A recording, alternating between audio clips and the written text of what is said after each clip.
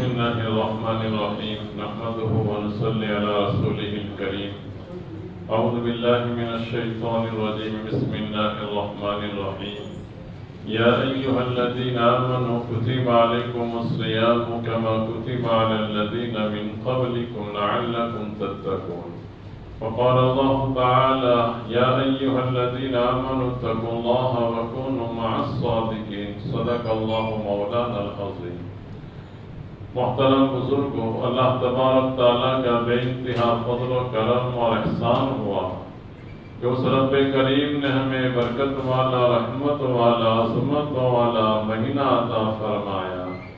اس کے 2 اشرے گزر گئے، آخری اشرے میں بھی ہمیں کچھ حاصل کرنے کی توفیق عطا فرمائی، اور یہ مہینہ ہمیں اللہ تعالیٰ نے اسی لیے عطا فرمایا کہ ہم ہمارے دلوں میں صفت تقوی کو پیدا کریں، اخلاق رذیلہ کو یعنی برے اخلاق کو ختم کر کے اخلاق فاضلہ، اچھے اخلاق ہم ہمارے دلوں میں داخل کریں، پیدا کریں۔ حضرت نبی کریم صلی اللہ علیہ وسلم کے زمانے سے یہ دستور رہا ہے کہ حضرات صحابہ کرام رضوان اللہ تعالی علیہم اجمعین نبی کریم صلی اللہ علیہ وسلم کی خدمت میں جا کر اپنے دل کی اصلاح کرتے تھے، اپنے دل کی تربیت حاصل کرتے تھے، اور نبی اکرم صلی اللہ علیہ وسلم کی خدمت میں جا کر اپنی کیفیتوں کو، اپنے حالات کو بیان فرماتے تھے، اور یہی یہ حالت اور کیفیت جو اپنی اصلاح کی فکر کی وجہ سے پیدا ہوتی ہے۔ حضرت حنظلہ رضی اللہ تعالیٰ عنہ کا جو واقعہ ذکر کیا جاتا ہے کہ نافق حنظلہ منافق ہو گیا، یہی کیفیت تھی کہ نبی کریم صلی اللہ علیہ وسلم کے پاس الگ کیفیت ہوتی اور باہر جاتے تو کیفیت بدل جاتی۔ یہ ڈر گئے کہ کہیں یہ نفاق تو نہیں ہے، تو فوراً آقا کی خدمت میں جا کر اپنی حالت رکھی کہ یہ میری حالت ہو گئی ہے۔ تو اپنی دل کی اصلاح کرنا یہ نبی کریم صلی اللہ علیہ وسلم کے زمانے سے چلا آیا ہے، اور نبی کریم صلی اللہ علیہ وسلم نے ایسی تربیت فرمائی کہ حضرات صحابہ کرام رضوان اللہ تعالی علیہ اجمعین کے قلوب بالکل مزکہ، مصفہ اور مجلہ ہو گئے تھے، یعنی ان کے دلوں میں کسی قسم کی کدورت، کسی قسم کی کوئی ایسی چیز جس سے انسانیت کو، لوگوں کو اذیت اور تکلیف پہنچے، ایسا نام و نشان نہیں تھا۔ ان کے قلوب بالکل صاف ہو گئے تھے۔ نبی کریم صلی اللہ علیہ وسلم کی تربیت فرمانے کی وجہ سے ان میں اثار تھا، ہمدردی تھی، تواضع تھی، تقوی تھا، طہارت تھا، اپنے لوگوں سے تواضع سے پیش آنا، ان کی حاجت روائی کرنا، ان کی ترقی کے اوپر خوش ہونا، اور ان کے دکھ اور درد کو اپنا دکھ اور درد سمجھنا۔ جنگ یرموک کا جو واقعہ ہے وہ اسی کا نتیجہ تھا کہ ان کے دل جو صفائی والے تھے کہ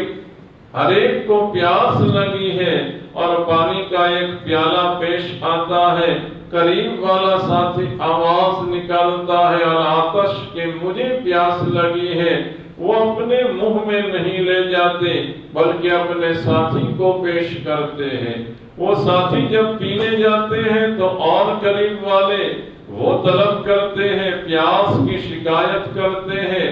ایسی جان نکل رہی ہے لیکن اپنے منہ میں اس پیالے کو وہ داخل نہیں کرتے۔ یہ ان کی دلوں کی ایسی مثالی اصلاح ہوئی تھی۔ وہ پیالہ پورا چکر کاٹ کر کے آتا ہے لیکن مجھ سے زیادہ پیاسا، مجھ سے زیادہ حاجت مند میرا بھائی ہے، خود پینا وہ گوارا نہیں کرتے تھے، یہاں تک کہ پیالہ جب گھوم کر کے آیا تو باری باری ہر ایک کی جان چلی گئی تھی۔ یہ تھا حضرات صحابہ کرام رضوان اللہ تعالی علیہ اجمعین میں اثار کا، ہمدردی کا مزاج۔ نبی کریم صلی اللہ علیہ وسلم کے زمانے سے آج تک کوئی دور اللہ تعالیٰ نے ایسا خالی نہیں رکھا جس میں اہل اللہ والے موجود نہ ہو اور امت کی اصلاح نہ فرماتے ہو۔ جو قرآن کریم کی آیت تلاوت کی، اس میں اللہ تعالیٰ نے اس بات کو بیان کیا، یا ایھا الذین آمنوا اتقوا اللہ، اے ایمان والو تم اللہ سے ڈرو، وکونوا مع الصادقین، تم سچے لوگوں کے ساتھ رہو۔ اور سچے لوگ جو ہے قرآن قیامت تک باقی رہے گا ہمیشہ، تو سچے لوگ بھی قیامت تک باقی رہیں گے، یعنی ان کے پاس جا کر کے اپنے دل کی تم اصلاح کرو۔ دل ایک الگ کیفیت والی چیز ہے، پورے ایک منٹ میں تقریباً 72 مرتبہ دل کا کام یہ ہوتا ہے کہ خون کو پھینکنا لینا، یہ اتنی حرکت میں رہتا ہے، اور اس کی حرکت کی وجہ سے پورے جسم میں حرکت باقی رہتی ہے۔ جس وقت قلب کا دوران اور اس کی حرکت بند ہو جاوے تو سمجھ لو کہ وہ آدمی کے سارے اعضاء جو ہے وہ بھی ختم ہو گئے، بند ہو گئے۔ دل جاگتے بھی محنت کرتا ہے اور سونے کی حالت میں بھی۔ آدمی سو جاتا ہے، آنکھیں سکون حاصل کرتی ہیں، کانے بند ہیں، ہاتھ پیر حرکت سے بند ہیں، لیکن دل کی قلب کی جو حرکت ہے، کام وہ جاری رہتا ہے، وہ باقی رہتا ہے۔ نبی کریم صلی اللہ علیہ وسلم نے اس قلب کی حقیقت کو بیان کیا کہ الا ان فی الجسد لمضغہ، خبردار تمہارے جسم میں ایک گوشت کا لوتھڑا موجود ہے، اذا صلحت صلح الجسد کلہ،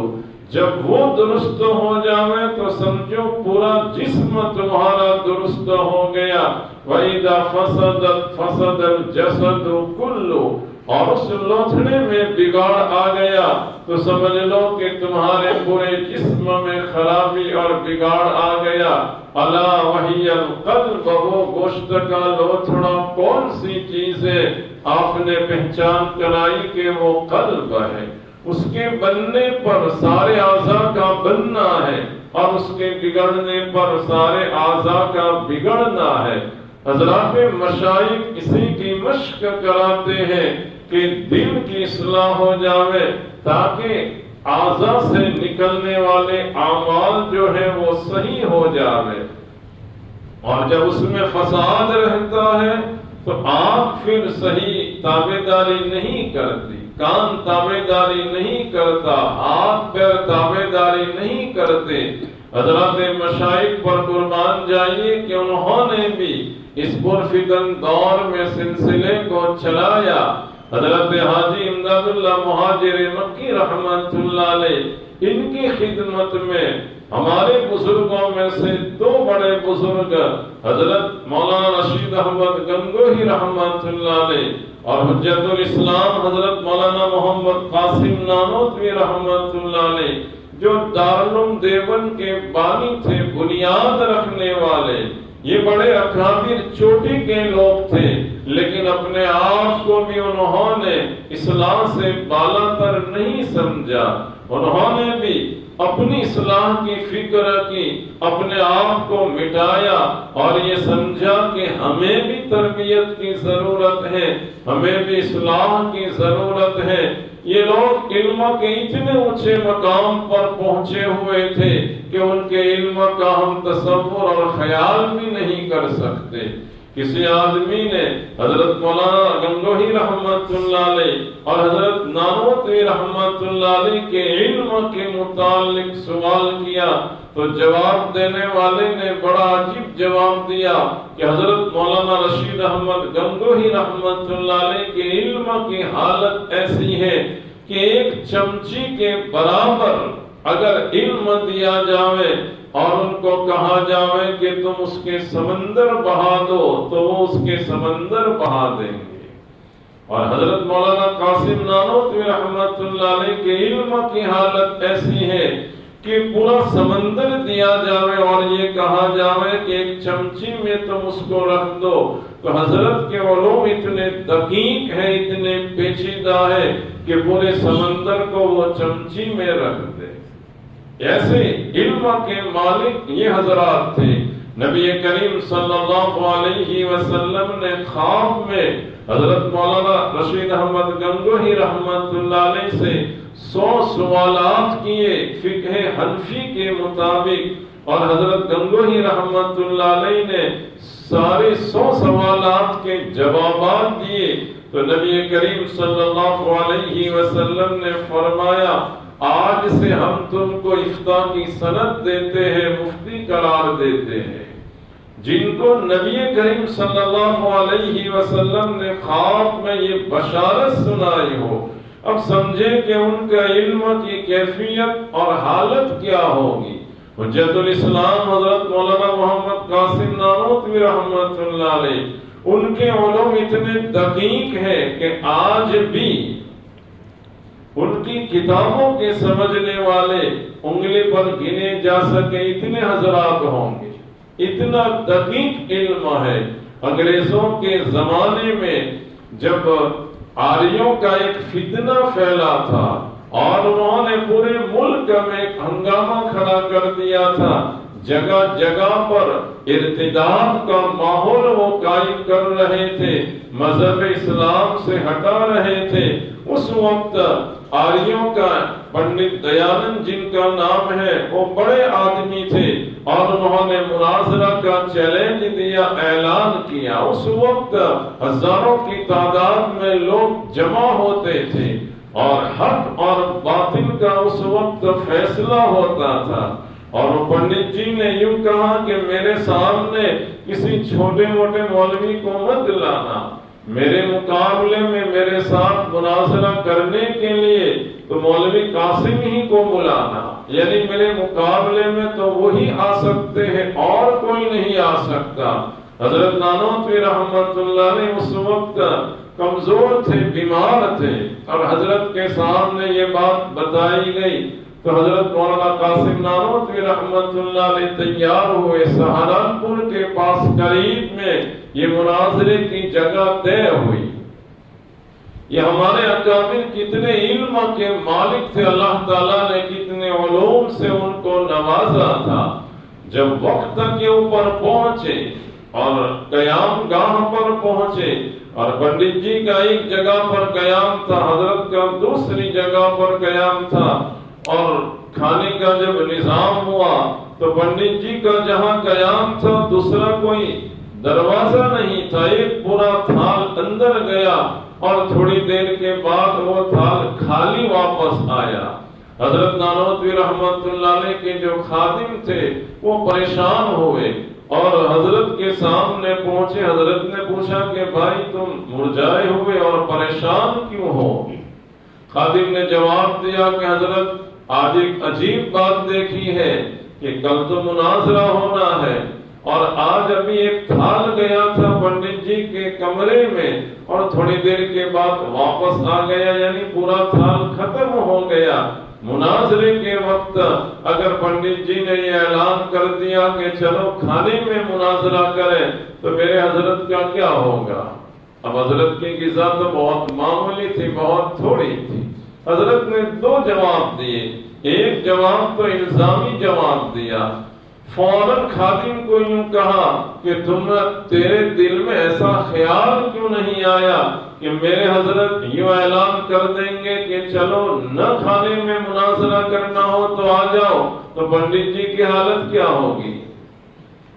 اب جس کے کھانے کی زیادہ عادت ہوتی ہے اس کو کھائے بغیر نہیں چل سکتا، وہ کنٹرول کرنا، قابو رکھنا بہت مشکل ہوتا ہے۔ پھر تحقیقی جواب دیا کہ اگر وہ کھانے کا اعلان کریں گے مناظرے کا، کھانے میں مناظرے کا، تو ہم کسی جانور کو کھڑا کر دیں گے اور بتا دیں گے کہ اس سے مناظرہ کر لو، کیونکہ کھانا پینا یہ کمال نہیں ہے، کمال جو ہے وہ علوم میں ہوتے ہیں، اور اللہ تعالیٰ نے جو صلاحیت دے دی ہے اس میں خیر وہ پھر وہاں سے راہ فرار اختیار کر گئے، بھاگ گئے، حضرت کے سامنے وہ ٹھہر بھی نہیں سکے۔ یہ واقعہ بتانے کا میرا مقصد یہ ہے کہ جو گمراہ کرنے میں چوٹی کے لوگ تھے وہ بھی حضرت کے سامنے ٹھہر نہیں سکتے تھے، لیکن ان حضرات نے بھی اپنے آپ کو مٹایا، کھپایا، اور اس وقت تک یہ بزرگ حضرت حاجی امداد اللہ مہاجر مکی رحمت اللہ علیہ کی خدمت میں حاضر ہو کر کے اپنے آپ کو انہوں نے پیش کیا، اور یہ حضرات فرماتے تھے کہ ہم حضرت حاجی صاحب رحمت اللہ علیہ کے علم کو دیکھ کر ان کی طرف متوجہ ہوئے ہیں، حالانکہ حضرت حاجی امداد اللہ مہاجر مکی رحمت اللہ علیہ کا جو زمانہ تھا اس وقت باقاعدہ عالم بننے کا بھی رواج نہیں تھا اور کوئی ماحول ہی نہیں تھا، دارالعلوم دیوبند تو اس کے بعد قائم ہوا تھا، لیکن وہ حضرات فرماتے ہیں کہ ہم نے ان کے علم کو دیکھ کر کے ان کی طرف جانے کا فیصلہ کیا۔ وجہ یہ بتاتے تھے کہ ان کے پاس جو علم ہے وہ علم لدنی ہے، یعنی سیدھا اللہ تبارک تعالیٰ کی طرف سے دیا ہوا ایک علم ہوتا ہے کسبی، آدمی محنت کرے حاصل کرے، اور ایک علم ہوتا ہے سیدھا اللہ تعالیٰ کی جانب سے۔ حضرت حاجی صاحب رحمت اللہ علیہ کو ایسا علم دیا گیا تھا۔ حضرت گنگوہی رحمت اللہ علیہ بھی حضرت کی خدمت میں گئے اور ان کے پاس رہ کر کے کتنا وقت گزارا، اور ایک وقت ایسا تھا کہ حضرت حاجی امداد اللہ مہاجر مکی رحمت اللہ علیہ نے دسترخوان پر بٹھا کر کے کھانا ان کے ہاتھ میں رکھ دیا، اور پھر فرمایا کہ رشید احمد شکر مانو کہ ہم تم کو کھانا کھلا رہے ہیں یہاں بٹھا کر کے۔ حضرت گنگوہی رحمت اللہ علیہ کی تربیت ہو گئی تھی، حضرت نے فرمایا کہ حضرت اللہ کا احسان ہے کہ مجھے یہاں بٹھایا گیا، میں تو اس لائق بھی نہیں تھا کہ آپ کے ساتھ دسترخوان پر میں بٹھایا جاتا، اپنے آپ کو اتنا مٹایا۔ تو یہ حضرات میں اللہ نے ایسی تواضع پیدا کی، اپنے آپ کو ایسا مٹایا کہ اللہ تعالیٰ نے جو کام لیا ان سے پوری دنیا نے دیکھا، ایک ایک آدمی نے گویا کہ پوری انجمن قائم کی، پورے علاقے آباد کر دی۔ حضرت شیخ الاسلام مولانا سید حسین احمد مدنی رحمت اللہ علیہ یہ حضرات کتنے کام کرنے والے تھے۔ حضرت مولانا الیاس صاحب رحمت اللہ علیہ کو دیکھیں، یہ بھی 3 دن جب لگاتے اور 3 دن لگانے کے بعد پھر بڑے حضرت رائے پوری رحمت اللہ علیہ کی خدمت میں